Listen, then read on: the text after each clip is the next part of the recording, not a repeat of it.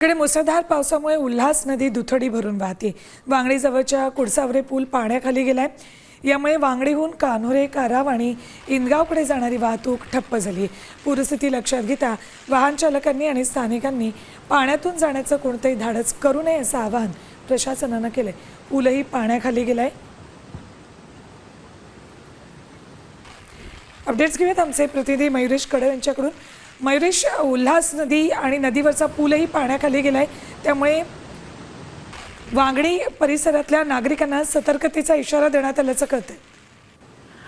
सुवर्णा, कर्जत आणि घाटमाथ्यावर जो सातत्यानं पाऊस कोसळतोय त्याचा परिणाम म्हणजे उल्हास नदीच्या पाणी पातळीत प्रचंड वाढ झालेली आहे। उल्हास नदीनं धोक्याची पातळी ओलांडलेली आहे। वांगडी आणि कुडसावरे गावाला जोडणारा जो कुडसावरे जवळ जो उल्हास नदीवरती पूल होता, हा पूल थोड्या वेळापूर्वीच पाण्याखाली गेलेला आहे। त्यामुळे 3 ते 4 गावांचा संपर्क तुटलाय। आजूबाजूला जे इंगाव, कान्होर, काराव ही जी गावं आहेत या गावांचा वांगडीशी संपर्क तुटलेला आहे आणि आसपासच्या गावांना आता प्रशासनाकडून सतर्कतेचा इशारा देण्यात आलाय, कारण की नदीच्या पाण्याची पातळी सातत्याने वाढतेय।